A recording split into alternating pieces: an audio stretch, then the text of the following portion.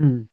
Greetings, everybody, and welcome again to our frequent or twice a week reading of Mahabharata of Krishna Dwaipayan of Vyasadeva.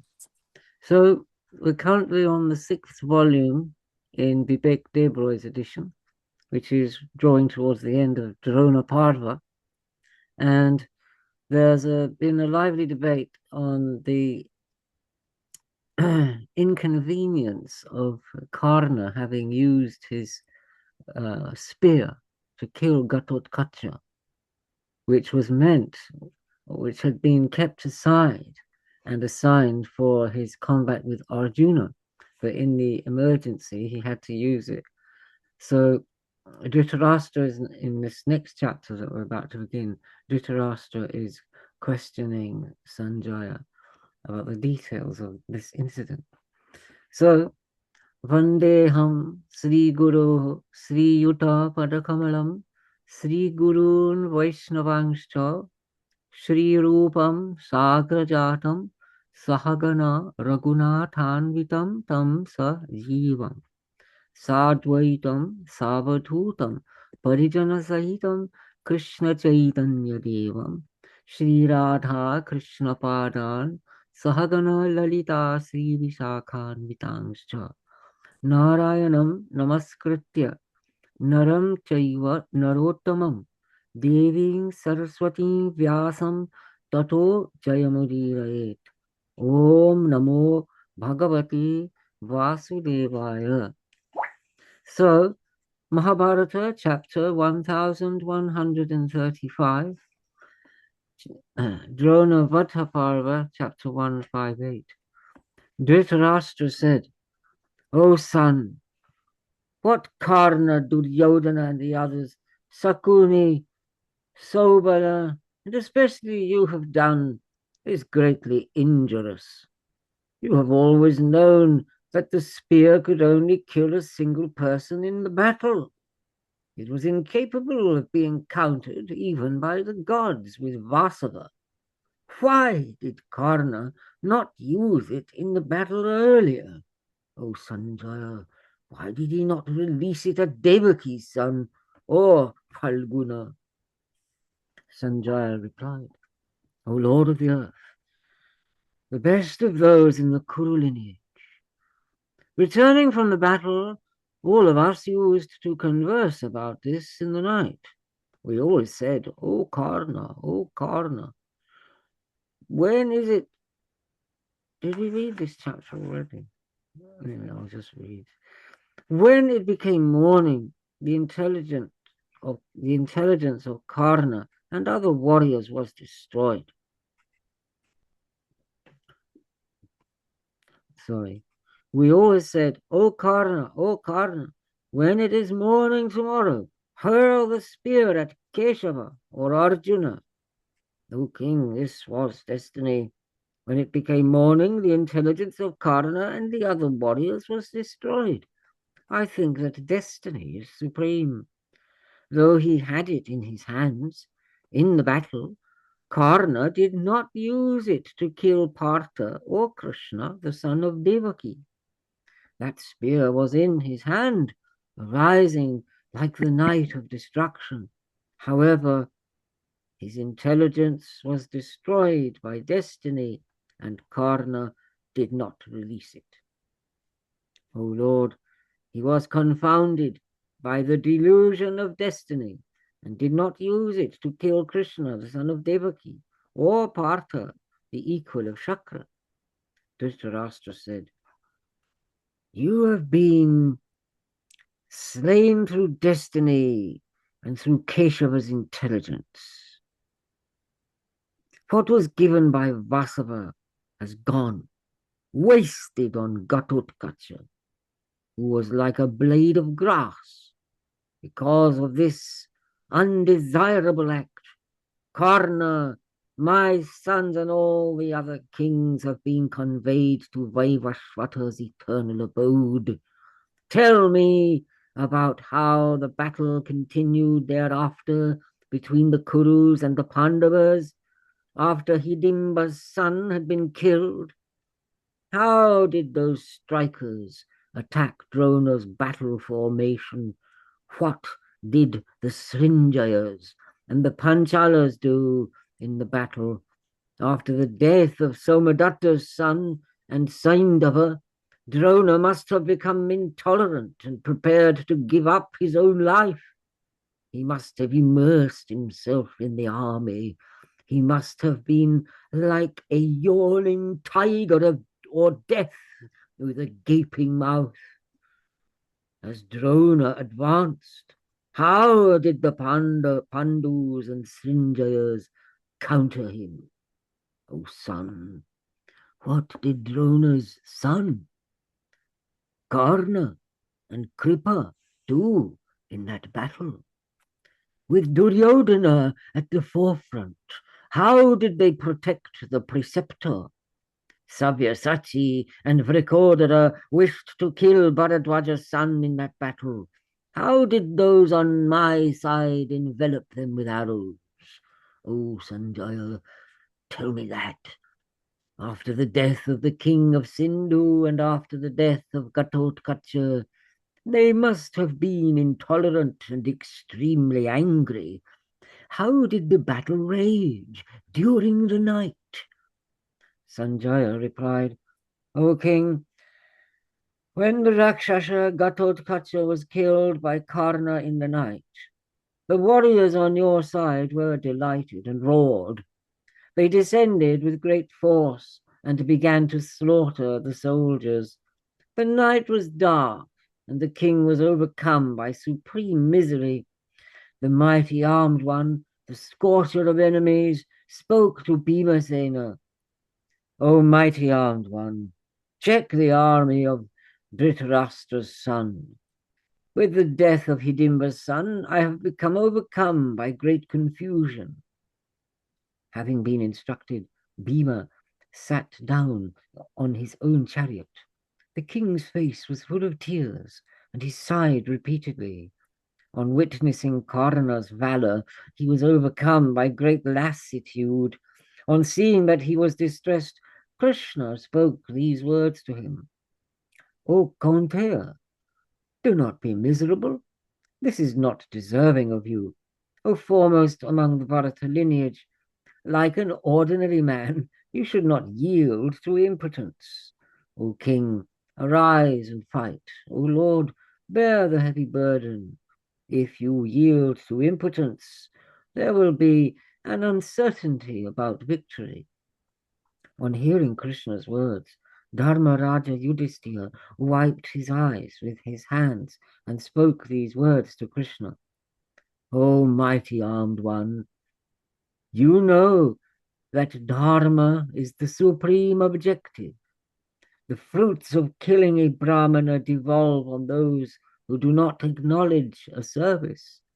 O Janardana, when we were in the forest, Hidimba's great-souled son, though he was but a child, performed many services for us. O Krishna, on learning that Pandava, the one with the white horses, had left in search of weapons, the great archer had come to me in Kamyaka. He lived with us until Dhananjaya returned. When we journeyed to Gandhamadana, he saved us from many hardships. When Panchali was exhausted, the great-souled one carried her on his back. O Lord, for my sake, the great-souled one performed diverse difficult deeds in the battle. O Janardana, I bear a natural affection towards Sahadeva, but my affection towards Gatotkacha, Indra among the Rakshasas, was twice as that. O mighty armed one, he was devoted to me. I loved him and he loved me. O Varshnea, because of that, I am tormented by sorrow and overcome with lassitude. O Varshnea, behold, the soldiers are being driven away by the Kauravas. Behold, Mahabharata, Drona, and Karna are making great efforts in the battle. Behold, in the night, the Pandava soldiers are being crushed. It is as if two crazy elephants are demolishing a large forest of reeds. Oh, Madhava, the Kauravas are showing no regard for the strength of Bhimasena's arms or the colourful weapons and valour of that Partha possesses. On seeing that the Rakshasa has been killed in the encounter, Drona, Karna, and King Suryodhana are roaring with delight in the battle. O Janardana, when we are alive, and so are you, how could Hidimba's son have encountered his death in the clash with the son of Asuta? O Krishna, while all of us looked on, and so did Savyasati, he blunted us and killed Bhimasena's son. Footnote. Abhimanyu. What? He is Karna, blunted us and killed Bhimasena's son, the immensely strong Rakshasa. O Krishna, when Abhimanyu was killed in the battle by the evil-souled sons of Dhritarashtra, Maharata Savyasati wasn't present there. The evil-souled Saindava barred all of us. Drona and his son became the instruments of that act. The preceptor himself told Karna about the means whereby he might be killed. When he was fighting with the sword, it was he who severed that sword into two. When he was fighting, Kritavarma cruelly and violently killed his horses and his two Parshni charioteers. The other great archers brought down Subhadra's son in the battle. O Krishna, O best of the Yadava lineage, it was only for a small reason that the wielder of Gandiva killed Saindava. Footnote. In the sense that others had a much greater role to play in the killing of Abhimanyu. Jayadratha had only prevented the Pandavas from following Abhimanyu. End of footnote. This did not bring me pleasure. If Pandava wished to kill the enemy in accordance with what was fair, in my view, he should have killed Drona and Karna first. O bull among the Bharata lineage, those two are the source of our hardships. Having resorted to those two, Suryodhana has been confident against the enemy in battle. When Drona and the son of Asuta with his followers should have been killed, the mighty armed one killed Saindava, whose connection was distant. It is certainly my task to chastise the son of Asuta. O brave one, therefore I will myself kill Karna now. The mighty armed Bhima Sena is engaged with Drona's formation. Having said this, Yudhishthira advanced quickly and violently. He stretched his great bow and blew fiercely on his conch shell. Sikandi quickly followed the king from the rear. He was surrounded by 1,000 chariots, 300 elephants, 5,000 horses, and 3,000 prabhadrakas. Drums were beaten, and the armored ones blew on their conch shells. The Panchalas and Pandavas advanced, with Yudhishthira at the forefront. The mighty army Vasudeva spoke to Dhananjaya. The mighty armed Vasudeva spoke to Dhananjaya. Yudhishthira is overcome with anger and is swiftly advancing. He wishes to kill the son of Asuta. One should not depend on him for this. Having said this, Hrishikesha swiftly urged the steeds. The king was already far ahead, and Janardana followed him. He was advancing swiftly, wishing to kill the son of Asuta. His resolution was determined by sorrow, and he was tormented, as if by fire.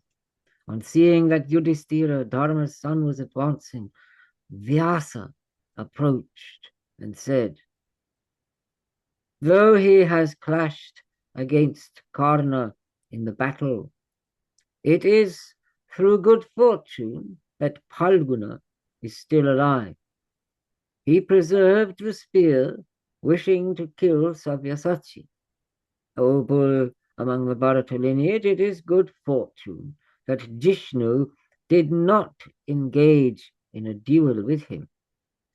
Rivaling each other, they would have released all their divine weapons. O Yudhishthira, when his weapons were destroyed in the battle, the son of Asuta would certainly have used the spear given by Vasava. O supreme among the Bharata lineage, that would have led to a terrible calamity. O one who grants honors, it is good fortune that the Rakshasa has been killed in the battle by the son of Asuta. The Rakshasa was killed by destiny. What was given by Vasava was only an instrument. O best of the Bharata lineage, do not be angry. You should not have any sorrow in your mind. O son, it is for your sake that the Rakshasa has been killed in the battle. O Yudhishthira, this is the end of all beings. O king, O descendant of the Bharata lineage, with your brothers and with the great-souled kings, fight against the Kauravas in the battle. Get ready, next person. On the 5th day from now, the earth will be yours. Footnote. 4 days of the war still remain. End of footnote. O tiger among men, always think of dharma. O Pandava, always practice non-violence, austerities, generosity, forgiveness, and truth with supreme cheerfulness. Where there is dharma, victory exists there. Having said this to Pandava, Vyasa disappeared from the spot. The continuing chapter 1136, episode 159. Sanjaya said, when Ghatotkach was killed by the son of Asuta in the night, Yudhisthira, Dharma's son, was overcome by sorrow and intolerance. On seeing that your large army had been checked by Bhima, he spoke to Dhristadyumna. Check the one who was born in a pot, O scorcher of enemies, for Drona's destruction you have arisen from the fire with bows and arrows, armor and sword. You should not be frightened. In the battle, attack cheerfully. Let Janmijaya, Shikandi, and Durmukha's son, Yashodhana, happily surround the one who has been born in a pot from all sides. Let Nakula, Sahadev, Draupadi's sons, the Prabhadrakas, Drupada and Virata with their sons and brothers, Satyaki and Kekayas and Dhananjaya powerfully attack Bharadvaja's son, wishing to kill him. Let all the Rattas, all the elephants we have, and the foot soldiers advance against Mahabharata Drona. Having been thus instructed by the great-souled Pandava, all of them forcefully advanced against the one who had been born in a pot, wishing to fight with him. Drona was supreme amongst the wielder of weapons. When the Pandavas violently advanced, making every effort in the battle, he received them. When the Pandavas angrily attacked, King Duryodhana wished to ensure that Drona remained alive and made efforts to encounter them. Though the mounts and the soldiers were exhausted, a battle commenced between the Pandavas and the Kurus, and they roared at each other. O great king, the Maharatas were blind with sleep. They were exhausted from fighting and did not know what efforts they should make in the battle. The Triyana night was terrible and generated fear. It was destructive of lives and seemed equal to 1,000 yamas. In particular, those on their side were killed and wounded, especially when it was midnight. They were blind with sleep. All the Kshatriyas lost their enterprise and were distressed in their hearts. Your soldiers and those of the enemy no longer possessed any more weapons or arrows. Because they were modest, they passed the time there, following their own dharma. They did not abandon their own divisions, but other people were blind with sleep. They discarded their weapons and lay down. O descendant of the Bharata lineage, some lay down on the backs of elephants, others on chariots, still others on the backs of horses. Some kings were blind with sleep and lost all sense of movement. In that battle, other warriors seized the chance to send them to Yama's eternal abode. In their sleep and dreaming and unconscious, others killed those on their own side as well as the enemy. In that great battle, they were blind with sleep. Sorry. And uttered many sounds.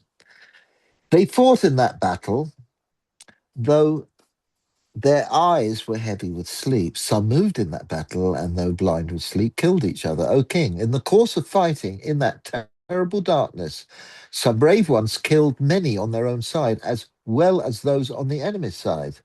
Because they were overcome by severe sleep in that battle, they could not distinguish. O bull among men, on discerning that this was the state of affairs, Pibatsu spoke loudly, "All of you, and the mounts, are exhausted and blind with sleep. The soldiers are covered in darkness and a lot of dust. If you so think, let the soldiers desist from fighting. In the field of battle, let them close their eyes for a while. Let them sleep and rest until the moon rises. Then, for the sake of heaven, let the Kurus and the Pandavas fight again." Having heard the words of the one who observed Dharma, the soldiers who knew about Dharma found this acceptable and loudly spoke to one another. O Karna, O King Duryodhana, the Pandus have stopped attacking the army. Let us desist. O descendant of the Bharata lineage, on hearing Falguna's words, the Pandus ceased to attack your army. The gods, the rishis, and even the inferior soldiers were overjoyed and applauded the great-souled one's words. O descendant of the Bharata lineage, those benevolent words were applauded by all the soldiers. O king, O bull among the Bharata lineage, those on our side and on the side of the enemy began to rest for some time. O descendant of the Bharata lineage, having obtained some rest and sleep, your soldiers also honored the brave Arjuna and said, "The Vedas and all weapons are vested in you. You possess intelligence and valor. O mighty armed one, O unblemished one, you have dharma and compassion for beings. O Partha, since we have obtained assurance from you, may you be prosperous, O brave one. May you swiftly obtain all those things that are dear to your heart." In this way, Maharajas praised that tiger among men. O Lord of the earth, they swiftly went to sleep, and there was silence. Some were on the back of their horses, others were on the seat of their chariots. Some lay down on the backs of elephants, others lay down on the ground. The men slept separately with their weapons, their clubs, their swords, their battle axes, their lances, their armor, and their horses. The elephants possessed trunks like serpents decorated with dust.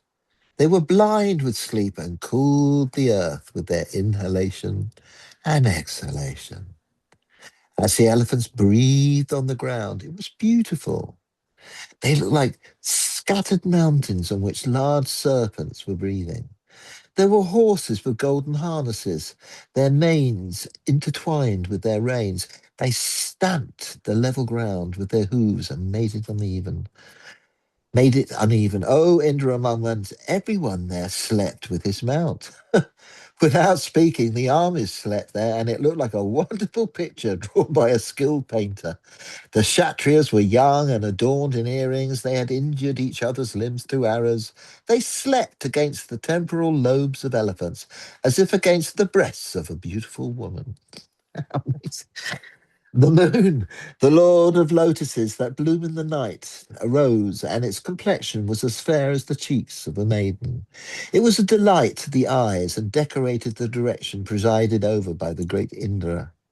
In a short while, the illustrious one with the mark of a hare showed his red light. The Lord outshone the light of the stellar bodies. The red light yielded to the complexion of gold. Slowly, the great moon's net of rays spread everywhere. The radiance of the moon's rays dispelled the darkness. They slowly covered all the directions, the earth and the sky. In a short while, the world became illuminated. The darkness that could not be described quickly vanished. The world was illuminated by the moon as if it was day. O king, some creatures that travel in the night continued to roam, while others ceased, O king. The soldiers were awakened by the rays of the moon. They awoke like a grove of lotuses. When the great day dawns, when the moon arose, it was as if the ocean was agitated. When the moon arose, the armies became like oceans. O Lord of the earth, the battle commenced again. Desiring to attain worlds and destroying the world, the people began to kill the enemy. I'm going to read this next short one and then somebody can take over after that. Page 1137160. Sanjaya said, at that time, Duryodhana was overcome by intolerance. He approached Drona and, wishing to inject joy and energy into him, said, in the battle, one should not have shown mercy to the exhausted ones while they were resting, especially because they are successful in their objective. The enemy was distressed in mind. We showed them mercy only because we wished to bring you pleasure. The Pandavas have now rested and have become stronger, but we are losing energy and strength in every way. They are protected by you and are prospering. You, in particular, possess all the divine weapons and the Brahmastras, and all of them are vested in you. I tell you truthfully that the Pandavas, or we, or no others, I tell you truthfully that the Pandavas, or we, or no other archers in the world are your equals in fighting.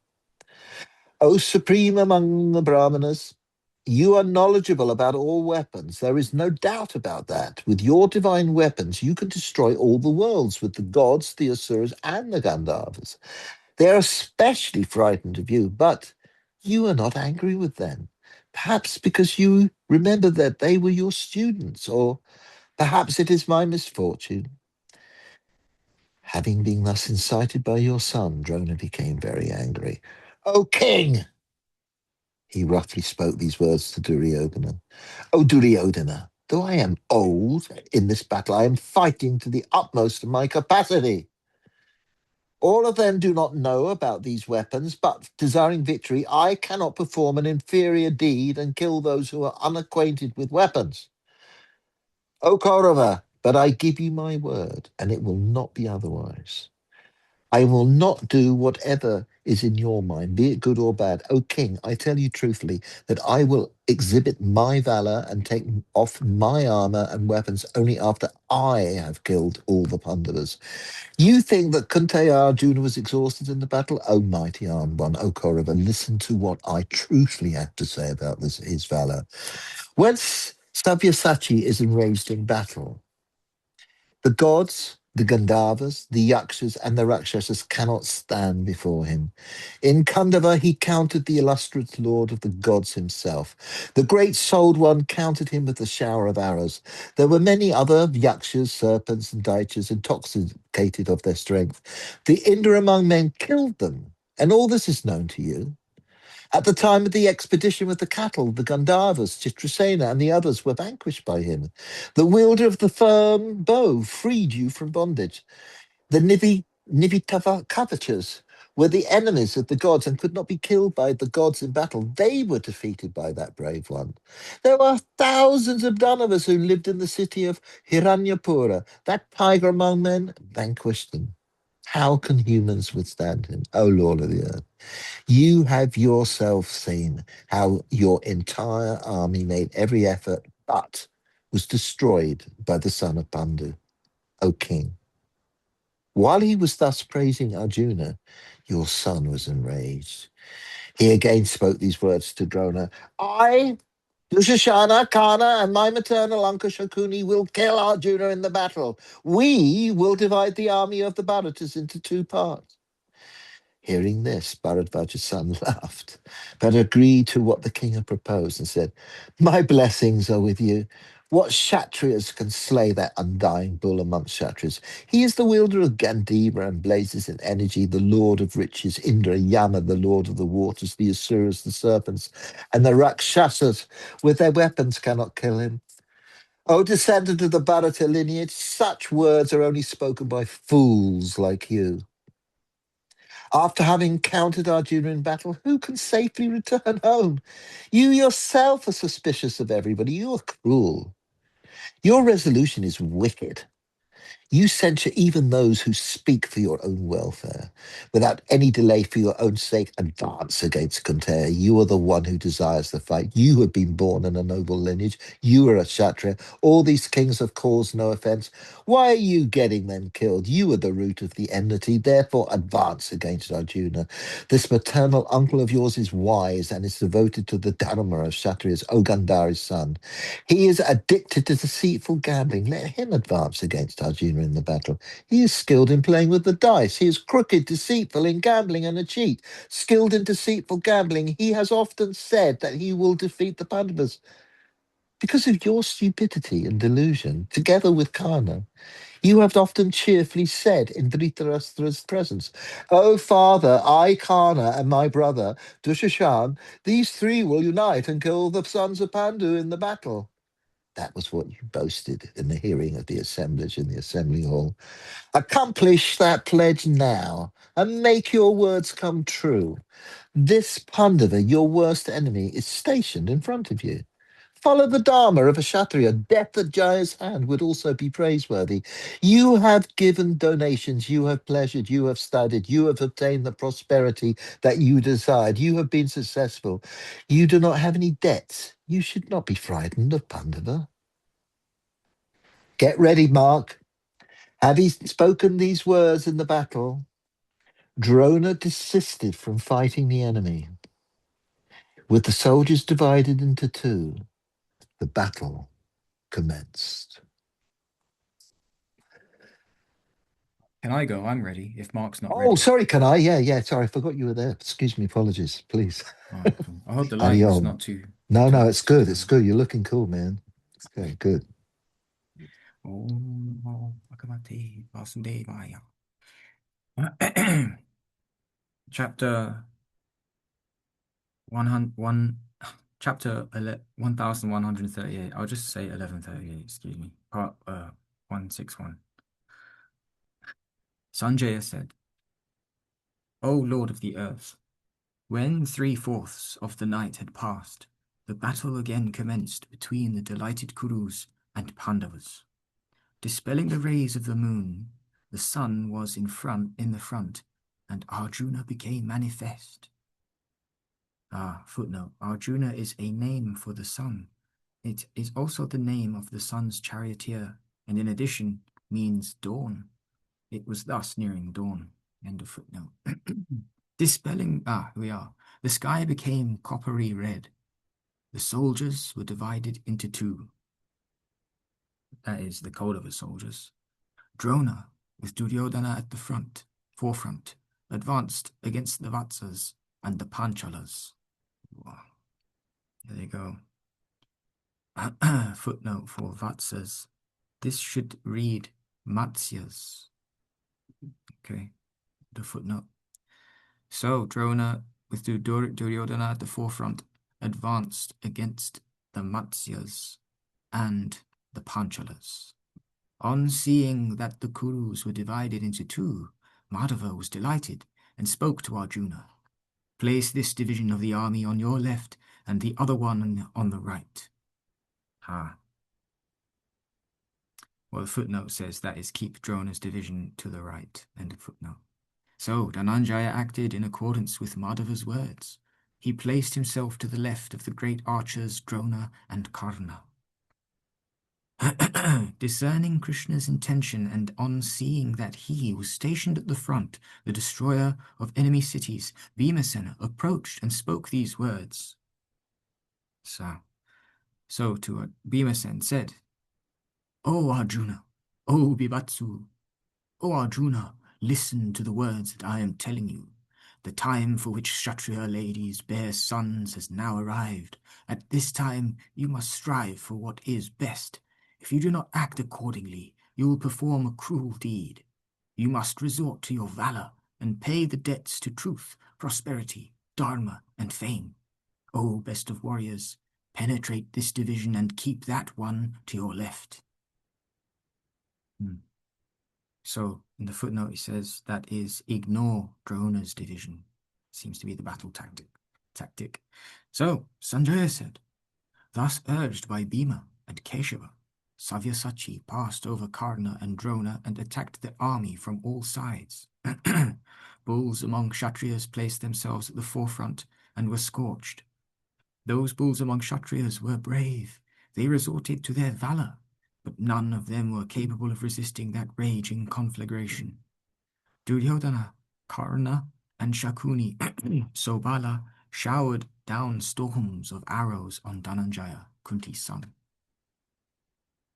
O Indra among kings! However, he was supreme among those who possessed knowledge of weapons. With his shower of arrows he countered them and rendered all their weapons unsuccessful. Displaying the dexterity of his hands, Dhananjaya countered all those weapons with his own weapons. He pierced each of them with 10 sharp arrows. A dust arose, and the shower of arrows was like rain. In that darkness, a great and tumultuous sound arose. The sky, the earth, and the directions could no longer be distinguished. Covered in darkness, the soldiers were confused, and all of them seemed to be blind.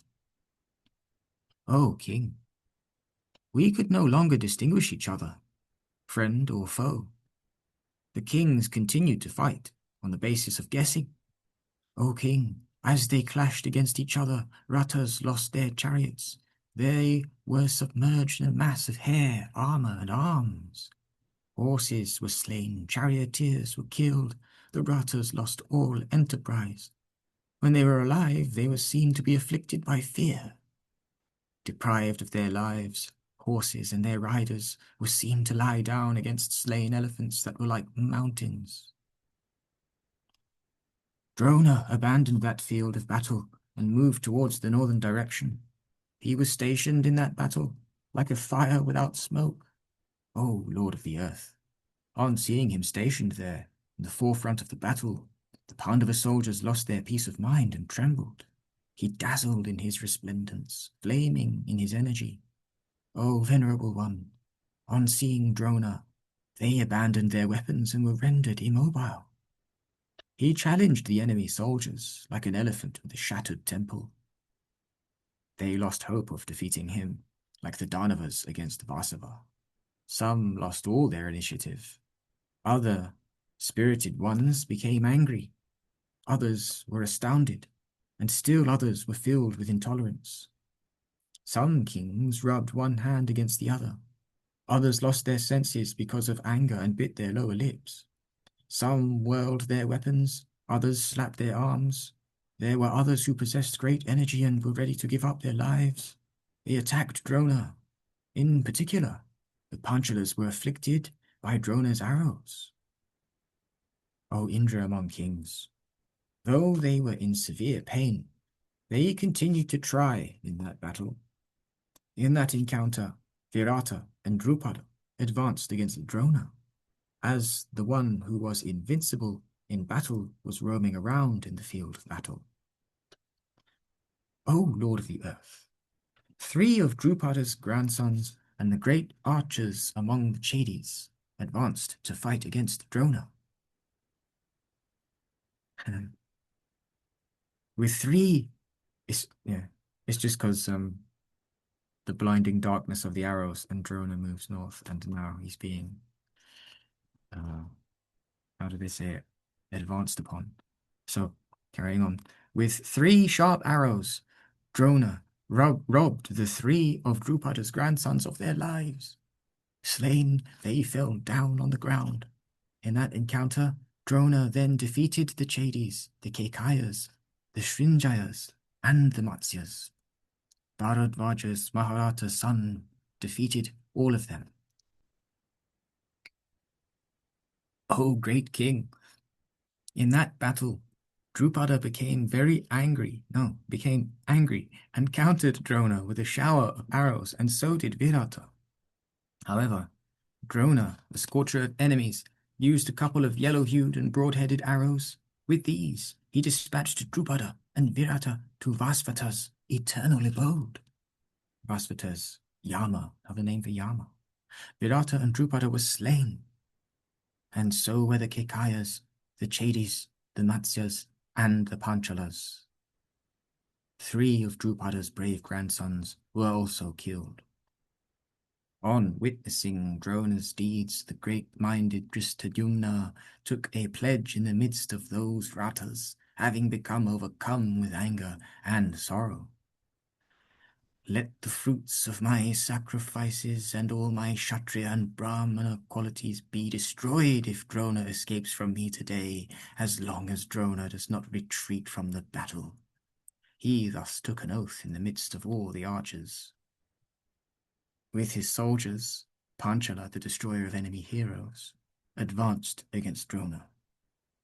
The Panchalas attacked Drona from one side and the Pandavas from the other. Duryodhana, Karna, Shakuni, Sobala, and the other foremost brothers protected Drona in that battle. When Drona was thus protected by those great-souled ones in the battle, the Panchalas made efforts, but were incapable of glancing at him. O Venerable One, at this, Bhimasen became angry with Drishtadyumna. O bull among men, the eloquent one wounded him with these fierce words. So Bhimasen to Drishtadyumna, you have been born in the lineage of Drupada. You are supreme among those who have knowledge of war weapons. You are honored as a Kshatriya. How can such a person merely look on when his enemy is stationed before him? Having seen his father killed, what man leaves the task unfinished, especially when he has taken a pledge in the midst of the assembly of kings? With his bow and arrows as kindling, Drona is like a fire, which is growing because of his energy. He is consuming the Kshatriyas with his energy. He will soon destroy all the Pandava soldiers. All of you remain here as spectators and behold my deeds as I myself advance against Drona. Having said this, Vrikodara angrily penetrated Drona's army. He firmly drew his bow back all the way and routed your army. Panchala Drishtadyumna also penetrated that large army. A battle commenced with Drona, and a great and tumultuous sound arose. A battle like that has not been seen earlier nor heard of. O king, when the sun arose, the great battle commenced. O venerable one, large numbers of chariots were seen to be engaged. Living beings were slain and their bodies were strewn around. Others wished to go elsewhere, but were attacked along the way. There were those who fled and were struck on their backs. Others were struck on their sides. That extremely terrible engagement and fight continued. In a short while, it became morning and sun arose. That's the end of that chapter. I think I shall continue for one more chapter. So chapter 1139, episode part 162. Sanjaya said, O great king, it was morning, and with its 1,000 rays the sun arose. The one with the 1,000 rays arose, and its complexion was like that of molten gold. In the forefront of the battle, the armored ones worshipped it, and as the world became illuminated, the battle commenced again. O descendant of the Bharata lineage, those who were engaged with each other earlier continued to fight with each other after the sun arose. Ratas fought with horse riders with elephant riders, infantry with elephants, horses clashed with horses, and foot soldiers with foot soldiers. In that battle, the warriors attacked, sometimes together and sometimes separately. They were exhausted because of the deeds they had performed during the night. The sun's energy made them hungry and thirsty. Many of them lost all sensation in their limbs. There was the sound of conch shells, drums, and battle drums, together with the trumpeting of elephants. There was the sound of bows being stretched and drawn. O king, O bull among the Bharata lineage, sound that was generated seemed to touch the sky. The foot soldiers fled and weapons descended. The horses neighed and the chariots rattled. There were angry roars, and there was a great and tumultuous sound. That loud and fierce noise spread and reached up into the sky. As warriors were brought down, there were woes of lamentation. That great and piteous wail could be heard all over the ground. Foot soldiers, horses, chariots, and elephants fell down, all were falling down. All the battle formations clashed against each other, and there was a general melee. Some killed those on their own side as well as that of the enemy. Some engaged with their own side. Others engaged with the enemy. Swords could be seen, hurled from the brave arms of warriors or from the backs of elephants. They looked like garments amassed for washing. As they were raised up in the arms of brave warriors, the swords made a sound like that of garments being beaten at the time of washing. There were daggers, swords, lances, and battle axes. They were used in that clash, and there was a great and fearful sound. The brave ones created a river out of the blood of elephants and horses, and the bodies of men flowed along. It was full of fish in the form of weapons. The flesh and blood was the mire, the lamentations were the roar, and the flags and garments were the foam. It flowed along to the world of the hereafter. They were afflicted by arrows and spears, they were exhausted from the night, they were confused and senseless, all their limbs were motionless. The elephants and horses were weak, the faces of the brave ones were dry, though their heads were decorated with beautiful earrings. Here and there, diverse implements of war could be seen. The place was full of carnivorous beings and those who were dead and dying. There was no space for the chariots or the warriors to pass. The wheels of chariots got stuck, and the horses which bore them depended on their spirits. But some of them were extremely tired. The horses trembled and were afflicted by the arrows, though they were spirited and born in noble lineages, possessing strength and sizes like those of elephants. Or descendant of the Bharata lineage. At that time, everyone was distracted and agitated. With the exception of Drona and Arjuna, both armies were overtaken by fright. These two became the refuges of the distressed ones on their respective sides. Others encountered them and departed for Vaivasvata's eternal abode. So others encountered them and met death. The entire large army of the Kauravas was shattered. The Panchalas gathered together, and one could not distinguish one from the other. That fierce carnage increased the fear of those who were cowards. O king, there was a great destruction, and the earth was like a cremation ground. Karna, Drona, Arjuna, Yudhishthira, Bhimasen, the twins, Panchala, Satyaki, Dushasana, Drona's son, Duryodhana, Saubala, Kripa, the king of Madra, Kritavarma, the others, one's own self, the earth, all the directions, could not be seen there. O king, when the soldiers clashed, everything was covered in dust. A fierce and terrible cloud of dust arose. We thought that a second night had arrived there. One could not distinguish the Kauravas from the Panchalas and the Pandavas. The directions, the sky, heaven and earth and plain and uneven terrain could not be distinguished. In that battle, desiring victory, men brought down others through the touch of the hand, without differentiating the enemy from those on one's own side. However, a wind arose and dispelled the dust, which was also pacified through the sprinkling of blood. The dust that arose from the earth was pacified and was soon driven away by the wind. With blood flowing from their wounded limbs, the elephants, horses, warriors, ratas, and foot soldiers there looked as beautiful as a grove of parijata blossoms. Footnote. Parijata, it says a divine flower. End of footnote. Duryodhana, Karna, Drona, and Dushasana. These 4 ratas clashed against 4 on the Pandava side. Duryodhana and his brother clashed against the twins. Vrikodara against Radeya. That's Bhimasen and Karna.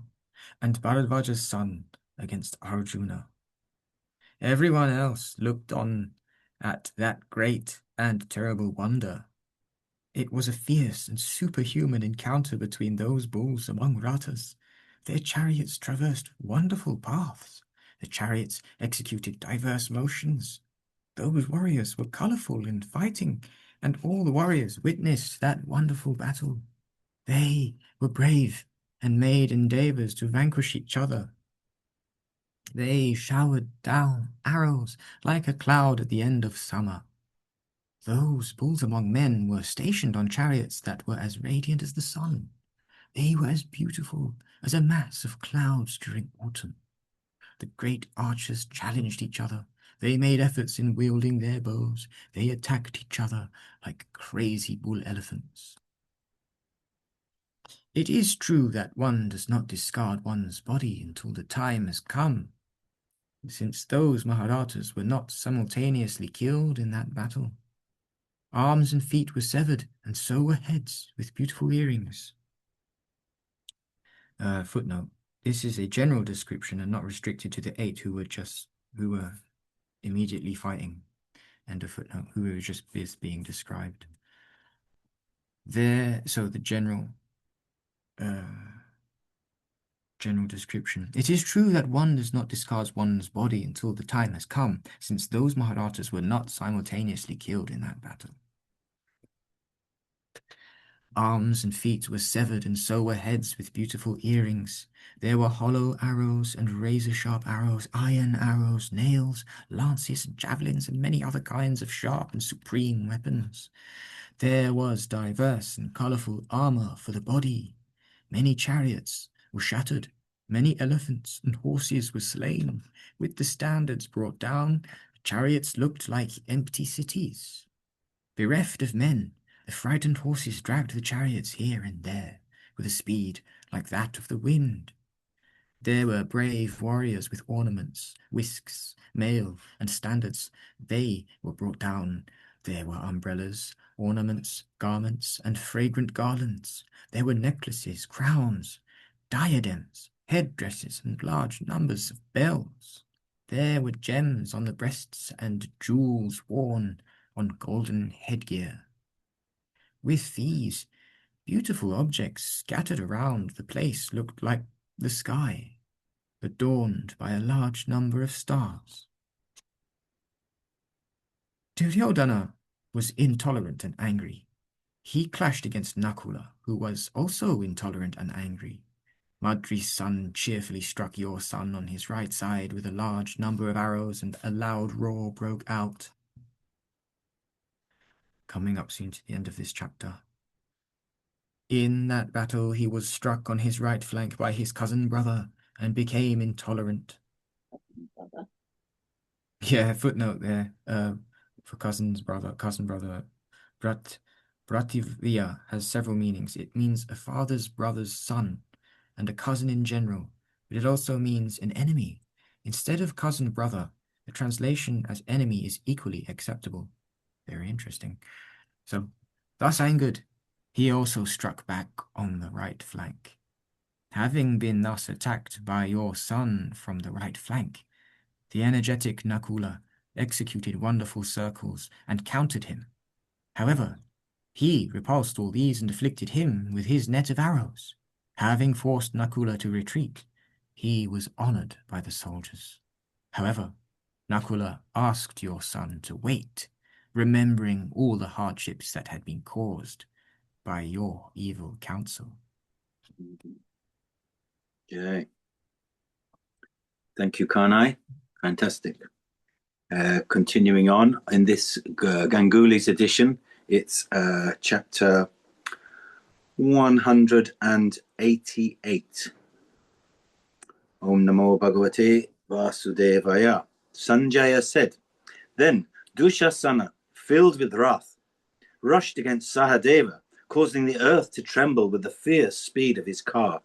O Madri's son, however, that crusher of foes with broad-headed arrow, quickly cut off the head decked with the headgear of his rushing antagonist's driver. From the celerity with which that act was accomplished by Sahadeva, neither Dushasana nor any of the troops knew that the driver's head had been cut off. The reins being no longer held by anybody, the steeds ran at their will. It was then that Dushasana knew that his driver had been slain. Conversant with the management of steeds, that foremost of car warriors, himself restraining his steeds in that battle, fought beautifully and with great activity and skill. That feat of his was applauded by friends and foes, since riding on that driverless car, he careered fearlessly in that battle.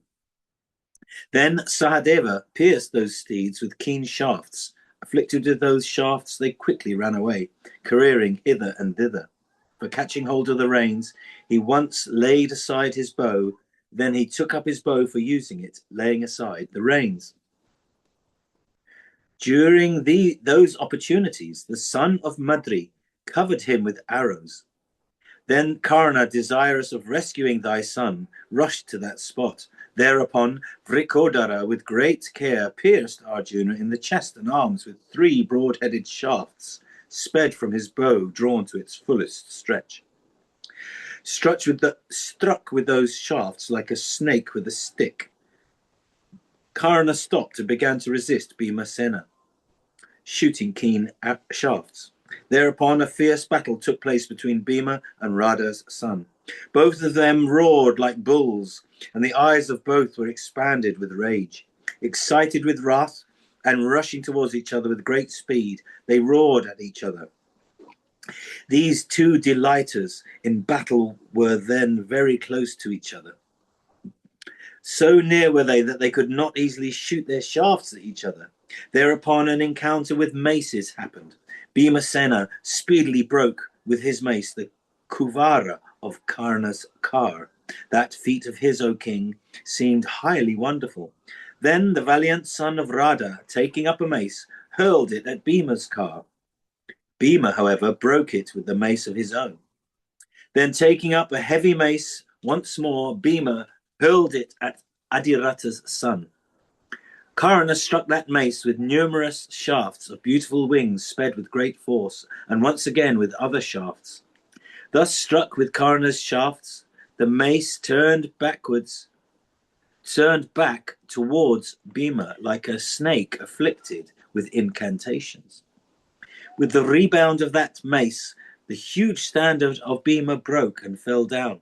Struck with that same mace, Bhima's driver also became deprived of his senses. Then Bhima, mad with rage, sped 8 shafts at Karna and his standard and bow and leathern fence, O Bharata. The mighty Bhimasena, that slayer of hostile heroes, with the greatest care, O Bharat, cut off with those keen shafts the standards of the bow and the leathern fence of Karna. The latter then, the son of Radha, taking up another invincible and gold-decked bow, shot a number of shafts and quickly slew Bhima's steeds of the hue of bears, and then his 2 drivers. When his car was thus injured, Bhima, that chastiser of foes, quickly jumped into the car of Nakula like a lion jumping down upon a mountain summit. Meanwhile, Drona and Arjuna, those 2 foremost of car warriors, preceptor and pupil, both skilled in weapon, O monarch, fought with each other in battle, stupefying the eyes and minds of men with their lightness in the use of weapons, and the sureness of their aim, and with the motions of their cars. Beholding that battle, the like of which had never been witnessed before, between preceptor and pupil, the other warriors abstained from fighting with each other and trembled. Each of those heroes displaying beautiful revolutions of his car, wished to place the other on his right. The warriors present there beheld their prowess and became filled with wonder. Indeed, that great battle between Drona and the son of Pandu resembled that, O monarch, between a couple of hawks in the welkin for the sake of a piece of meat. Whatever feats Drona performed for vanquishing the son of Kunti were all counteracted by Arjuna's performing similar feats. When Drona failed to gain any ascendancy over the son of Pandu, the son of Bharadwaja, that warrior acquainted with the course of all weapons, invoked into existence the Aindra, the Pashupata, the Tvastra, the Vayavya, and the Yamya weapons. As soon as those weapons issued from Drona's bow, Dhananjaya destroyed them quickly. When his weapons were thus duly destroyed by Arjuna with his own weapons, Drona shrouded the son of Pandu with the mightiest of celestial weapons. Every weapon, however, that Drona shot at Partha from desire of vanquishing the latter was shot by Partha in return for battling it. Seeing all his weapons, even the celestial ones, duly baffled by Arjuna, Drona applauded the latter in his heart. That chastiser of foes, O Bharat, regarded himself superior to every person in the world acquainted with weapons, in consequence of Arjuna having been his pupil. Thus, resisted by Partha in the midst of all those illustrious warriors, Drona, struggling with vigor, cheerfully resisted Arjuna in return, wondering all the while. Then the celestials and Gandharvas in thousands, and rishis and bodies of siddhas were seen on all sides in the welkin, filled with those as also with apsaras and yakshas and rakshasas. It once more seemed that the welkin was darkened by gathering clouds. An invisible voice, fraught with the praises of Drona and the high-souled Partha, was heard to repeatedly course through the firmament. When, in consequence of the weapons shot by Drona and Partha, all sides seemed ablaze with light, the siddhas and the rishis that were present said, "This is no human, nor asura, nor rakshasa, nor celestial, nor Gandharva battle. Without doubt, this is a high Brahma encounter. This battle is exceedingly beautiful and highly wonderful. We have never seen or heard of its like. Now the preceptor prevails over the son of Pandu, then the son of Pandu prevails over Drona. No one can find any difference between them. If Rudra, dividing his own self into two portions, fights himself with himself, then may an instance be had to match this. Nowhere else can an instant be found to match it. Science, gathered in one place, exists in the preceptor. Science and the means are in the sons of Pandu. Heroism in one place is in Drona. Heroism and might are in the son of Pandu. None of these warriors can be withstood by foes in battle. If they wish, both of them can destroy the universe with the gods. Beholding those two bulls among men, all visible and invisible creatures said these words. The high-souled Drona then, in that battle, invoked into existence the Brahma weapon, in afflicting Partha with all invisible beings. Thereupon the earth, with the mountains and waters and trees, trembled. Fierce winds began to blow. The seas swelled in agitation. The combatants of the Kurus and the Pandava armies, as also all other creatures, became inspired with fear. When that illustrious warrior lifted that weapon, the Partha, O monarch, fiercely baffled that weapon by a Brahma weapon of his own, at which all that agitation in nature was speedily pacified. At last, when none of them could vanquish his antagonist in combat, a general engagement took place between the hosts, causing a great confusion in the field. During the progress of that dreadful battle between Drona and the son of Pandu, as also that general engagement, once more, O king, nothing could be distinguished. The welkin became covered with a dense shower of shafts, as if with masses of clouds, and creatures ranging in the air could no longer find a passage through their element. Section 90. CXC 190, sorry. Sanjaya said, during that fearful carnage of men and steeds and elephants, Dushasan, O king, encountered Drishtadyumna, mounted upon his golden car and exceedingly afflicted with the shafts of Dushasana. The Panchala prince wrathfully showered his shafts upon thy son's steeds. Covered with the shafts of Prishata's son, O king, Dushasana's car, with standard and driver, soon became invisible. Afflicted with those showers of arrows, Dushasana, O monarch, became unable to stay before the illustrious prince of the Panchalas, forcing by means of his shafts Dushasana to turn back. Prita's son, scattering his arrows, proceeded against Drona in that battle. At that time, Hritika's son, Kritavarman, with 3 of his uterine brothers, appeared on the scene and attempted to oppose Drishtadyumna. Those bulls among men, however, the twins Nakula and Sahadev, following in the wake of Drishtadyumna, who was thus proceeding like a blazing fire towards Drona, began to protect him.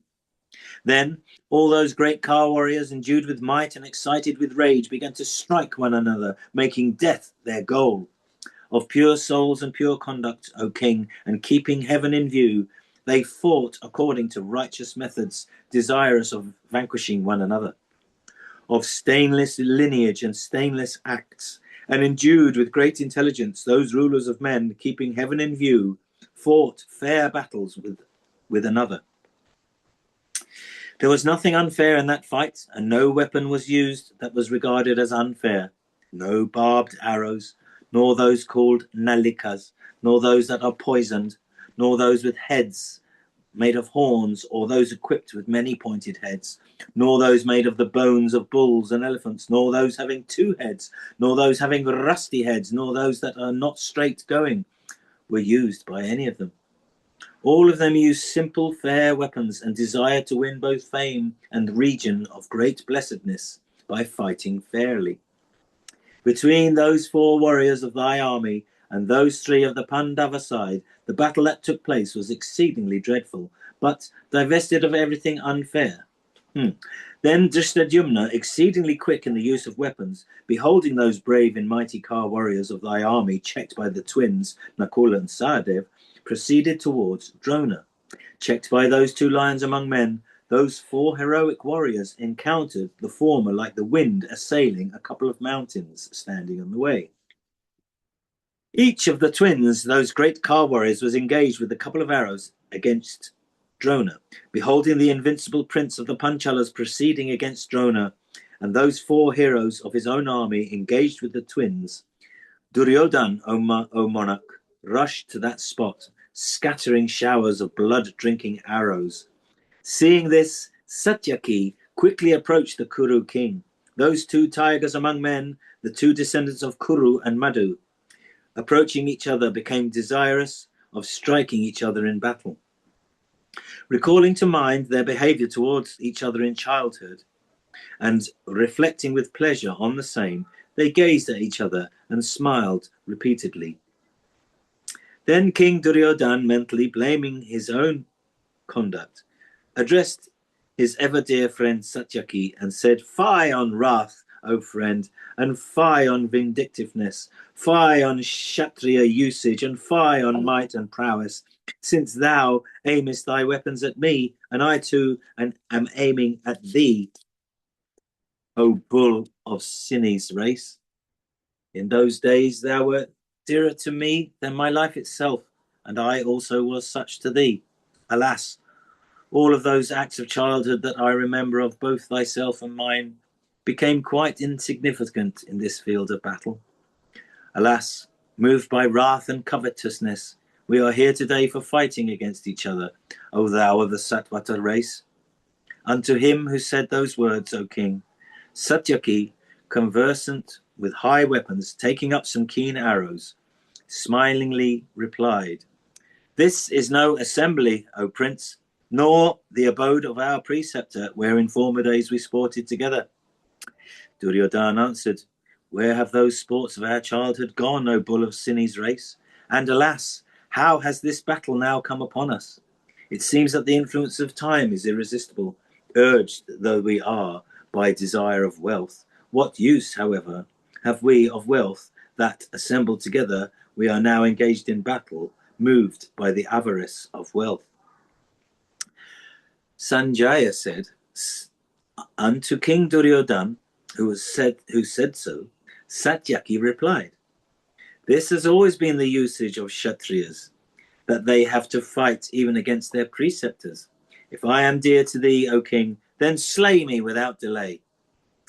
Though through thee, O bull of Bharat's race, I shall then enter the region of the righteous. Exhibit without delay all thy might and prowess. I do not desire to witness this great calamity of friends. Having replied and reasoned thus, Satyaki, O monarch, fearlessly and in utter disregard of life, quickly advanced against Duryodhana. Beholding him advance, thy son received him. Indeed, O king, thy son poured on him of Sini's race a perfect shower of arrows. Then commenced a terrible battle between those lions of Kuru's and Madhu's races, resembling an encounter between an elephant and a lion. Then Duryodhana, filled with wrath, pierced the invincible Satyaki with many keen arrows shot from his bow drawn to its fullest stretch. Satyaki quickly pierced the Kuru prince in return with 50 keen shafts in that battle, and once more with 20, and again with 10 shafts. Then in that encounter, O king, thy son, smiling the while, pierced Satyaki in return with 30 arrows shot from his bowstring drawn to his ear. Shooting then a razor-headed arrow, he cut in twain the bow with arrow fixed thereon of Satyaki. Endued with great lightness of hand, the latter then, taking up a tougher bow, shot showers of shafts at thy son. As those lines of arrows advanced for compassing the death of Duryodhana, the latter, O king, cut them in pieces, at which the troops shouted loudly. With great swiftness the Kuru king afflicted Satyaki with 73 shafts, equipped with wings of gold and steeped in oil, and shot from his bow drawn to its fullest stretch. All those arrows of Duryodhana, as also his bow with arrow fixed thereon, Satyaki quickly cut off. The Satvata hero then poured showers of shafts on his antagonist. Deeply pierced by Satyaki and feeling great pain, Duryodhana, O king, in great distress, sought shelter in another car. Having rested a while and refreshed himself, thy son once more advanced against Satyaki, shooting showers of shafts at the latter's car. Smilingly, O king, Satyaki ceaselessly shot multitudes of shafts at Duryodhana's car. The shafts of both mingled with one another in the welkin. In consequence of those arrows, thus shot by both, falling fast on every side, loud sounds like those of a raging fire consuming a mighty forest arose there. With thousands of arrows shot by both, the earth was densely covered. The welkin also became filled therewith. Beholding then that foremost of car warriors, that hero of Madhu's race, to be mightier than Duryodhana, Karna rushed to that spot, desirous of rescuing thy son. Mighty Bhimasena, however, could not brook that attempt of Karna. He therefore quickly proceeded against Karna, shooting innumerable shafts, cutting off all those shafts of Bhima with the greatest ease. Karna cut off Bhima's bow, arrows, and driver also with his own shafts. Then Pandu's son Bhima, filled with rage, took up a mace and crushed the bow, standard, and driver of his antagonist in that encounter. The mighty Bhima also broke one of the wheels of Karna's car. Karna, however, stood on that car of his, which had one of his wheels broken, immovable as Meru, the king of mountains. That beautiful car of his, which had now only one wheel, was borne by his steeds, like the single-wheeled car of Surya, drawn by the 7 celestial steeds. Incapable of brooking the feats of Bhimasena, Karna continued to fight with the latter, using diverse kinds of shafts in profusion and diverse kinds of other weapons in that encounter. Bhimasena, also filled with wrath, continued to fight with the suitor's son, When the engagement became general and confused, Yudhisthira, son of Dharma, addressing all the foremost warriors among the Panchalas and the Matsyas, said, "They that are our life, they that are our heads, they amongst us that are endued with great strength, those bulls amongst men, are all engaged with the Dhartarastras. Why do you then stand thus, as if stupefied and deprived of your senses? Proceed thither where those car warriors of my army are fighting, driving away your fears and keeping in view the duties of Kshatriyas. Engage in fight, for then, conquering or slain, you will gain desirable goals. If you prove victors, you may perform diverse sacrifices with profuse gifts to Brahmanas. If, on the other hand, you are slain, becoming then the equals of the celestials, you will win many regions of blessedness."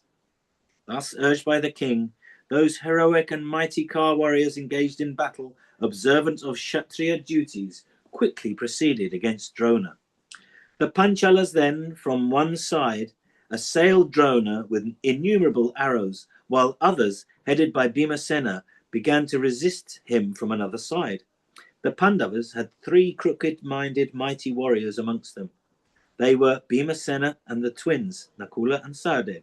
These addressed Dhananjaya loudly and said, "Rush, O Arjuna, with speed and drive away the Kurus from Drona's vicinity. If the preceptor can be deprived of his protectors, the Panchalas may then slay him easily." Thus addressed, Partha suddenly rushed against the Kauravas, while Drona rushed against the Panchalas headed by Drishtadyumna. Indeed, on that, the 5th day of Drona's command, those heroic combatants, O Bharata, were grounded and crushed with great celerity by Bharadwaja's son. Fantastic. That was brilliant, Mark. Really brilliant. And Kanai before was lovely. I'm enjoying it so much. Okay. Oh, Madan. Yeah, it's funny what goes on here. So where Mark just left off is still in the middle of a chapter here. So we're still on chapter 1, 1141. Okay, you need to just angle your camera a little bit. You're just a little bit over to one side. Yeah, thank you. Just Good. making sure in the right place. So Yeah. Mark, where we're carrying on from, it's still the same chapters, but it's not a new chapter now. I see. Well, it's at the point where Sanjaya. No, I got it. I got it. Finished. Yeah. Okay. No problem. Okay, I'll just continue from there. Om Namo Bhagavate Vasudevaya Partha Sharati Shri Krishnaya Namaha. Then Drona caused a great carnage among the Panchalas. He was like an enraged Shakra, causing destruction among the Danavas in earlier times. O great king, the enemy warriors were slaughtered by Drona's weapons. However, because those Maharatas were spirited, they were not frightened of Drona in the battle. O great king, though they were slaughtered and confounded, the Panchalas and the Srinjayas fought against Maharata Drona. The Panchalas surrounded him from all directions and roared loudly as they were killed by his arrows and lances. On seeing that the great-souled Panchalas were being killed in the battle and shattered because of Drona's weapons, the Pandavas were overcome by fear. O great king, there was a great destruction of large numbers of horses and men in that battle. On seeing this, the Pandavas lost all hope of victory. Drona knows about supreme weapons. He will probably destroy all of us. He is like a raging fire amidst dry kindling when winter is over. In this battle, there is no one who is even capable of glancing at him. On seeing that the sons of Kunti were frightened and afflicted by Drona's arrows, the intelligent Keshava, who wished to ensure their welfare, spoke these words to Arjuna. He is incapable of being defeated in an encounter, even if the slayer of Vritra advances to do battle at the head of a large number of chariots. O Pandava, therefore, to ensure victory, abandon dharma and resort to yoga. the, the one with the golden horses will kill all of us in this battle. It is my view that if Ashwatthama is killed, he will not fight. Let some virtuous man tell him that he has been killed in the battle. O king, but this idea did not please Dhananjaya, Kunti's son. However, others accepted it, and so did Yudhisthira after some reluctance. O king, there was a gigantic elephant in his army, and it was named Ashwatthama. With his club, the mighty armed Bhima killed it. In the battle, Bhimasena then approached Drona as if ashamed. He began to loudly exclaim, Ashwatthama has been killed. The elephant, known by the name of Ashwatthama, had been killed. Knowing this in his mind, Bhima uttered a falsehood. On hearing these extremely unpleasant words from Bhima, Drona thought about this. His limbs swooned like sand in water. But knowing about the valor of his son, he doubted that this was the truth. On hearing about the death, he did not lose his fortitude or tremble. Having recovered his senses in a short while, Drona was comforted, and he remembered that his son was incapable of being routed by enemies. He attacked Parshata, wishing to kill the one who was destined to kill him. Enveloped him with thousands of sharp arrows tufted with the feathers of herons. 20,000 bulls among men from the Panchalas covered him with arrows from every direction as he roamed around in that battle. Drona, the scorcher of enemies, invoked a Brahmastra in great anger for the sake of killing those brave ones. Drona roamed around, killing all the Somakas. In that great battle, he brought down the heads of the Panchalas. He severed their arms, which were like clubs and were adorned with golden ornaments. In that encounter, the kings were killed by Bharadwaja's son. They were strewn around on the ground like trees brought down by a storm. O descendant of the Bharata lineage, elephants and large numbers of horses were brought down. The earth became impassable because of the mire resulting from the flesh and blood. Having killed 20,000 Panchalas, Drona roamed around on his chariot. He was stationed in that battle, flaming like a fire without smoke. Again enraged, Bharadwaja's powerful son used a broad-headed arrow to sever Vasudeva's head from his body. Footnote.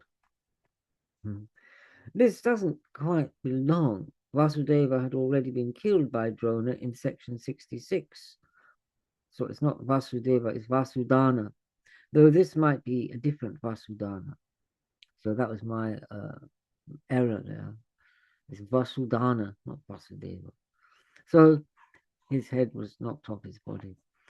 He next killed 500 Matsyas, 6,000 Srinjayas, 10,000 elephants, and 10,000 horses. Drona was stationed in the battle for the sake of the destruction of the Kshatriyas. On seeing this, the rishis, Vishwamitra, Jamadagni, Bharadwaja, Gautama, Vashishta, Kashyapa, Atri, others who lived in Brahma's world, the Sikatas, the Prishnis, Garga, the Palakilyas, the Marichis, the Brigus, the Angirasas, and other Maharishis with subtle forms quickly arrived, led by the god of fire. All of them spoke to Drona, the adornment of battle. You are fighting a battle characterized by adharma. The time for your death has arrived. O Drona, look at all of us assembled here and cast aside your weapons in this battle. You should not perform cruel deeds like these yet again. You know about the Vedas and the Vedangas. You are devoted to the Dharma of truth. In particular, you are a Brahmana. You should not perform such acts. Cast aside this veil of ignorance and base yourself on the eternal. The time that you were to spend in the world of men is now over. Having heard their words, and also the words of Bhimasena, he became distressed in that battle and looked towards Drishtadyumna. He was tormented and pained and asked Yudhishthira, Kunti's son, whether his son had indeed been killed or not. Drona was firm in his mind that Partha would not utter a falsehood, even for the sake of all the prosperity in the three worlds. It is for this reason that he asked him and no one else. Since the days of childhood, he had always hoped to hear the truth from Pandava, knowing that Drona, the lord of a battle, was capable of emptying the earth of the Pandavas. Govinda was pained and spoke to Dharmaraja. If Drona is enraged and fights for even half a day, I tell you truthfully that your army will be annihilated. Save us from Drona. In this situation, falsehood is superior to truth. If one utters a lie for sake of saving lives, one is not touched by the taint of falsehood. When they were conversing, Bhimasena said, O great king, as soon as I heard about the means for killing the great souled one, I immersed myself in the Mallava soldiers of Indravarma. There was an elephant named Ashwatthama, and it was like Shakra's elephant. Exhibiting my valor, I killed it in the battle and told Drona that it had been killed. O Brahmin, Ashwatthama has been killed. Stop fighting. The old bull among men, he did not believe that I had spoken the truth. Desiring victory, pay attention to Govinda's words, O king. Tell Drona that Saradwati's son has been killed. Footnote. Saradwati is Kripi, Ashwatthama's mother and Drona's wife. End of footnote. O king, if those words come from you, the bull among Brahmanas will not fight any more. O Lord of men, in the world of men, you are renowned as one who speaks the truth. O great king, hearing his words and urged by Krishna's words, he decided to say what he had been asked to speak. Yudhishthira feared a lie, but was also immersed in the prospect of victory. O king, he said that he had been killed, but added the words elephant indistinctly. Before this, the chariot used to be borne 4 fingers above the ground.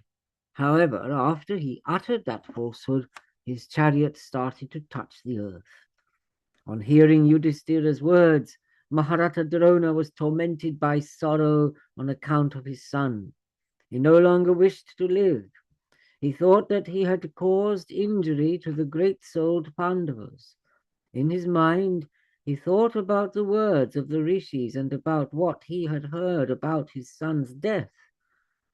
He lost his senses and was supremely anxious. O king, the scorcher of enemies glanced towards Drishtadyumna, who was no longer capable of fighting as he had done earlier. He was. On seeing that he was extremely anxious and that he had lost his senses because of sorrow, Drishtadyumna, the son of the king of Panchala, attacked him. Drupada, Indra among kings, had performed a great sacrifice and had obtained him for Drona's destruction from the bearer of sacrificial oblations. He now picked up a terrible bow that rumbled like the clouds. The bowstring was firm, and he affixed a divine arrow that was like a venomous serpent. Wishing to kill Drona, Panchala affixed the arrow, which was like a venomous serpent, on the bow. The form of the arrow, fixed on the circle of the bow, was like that of an immensely radiant fire.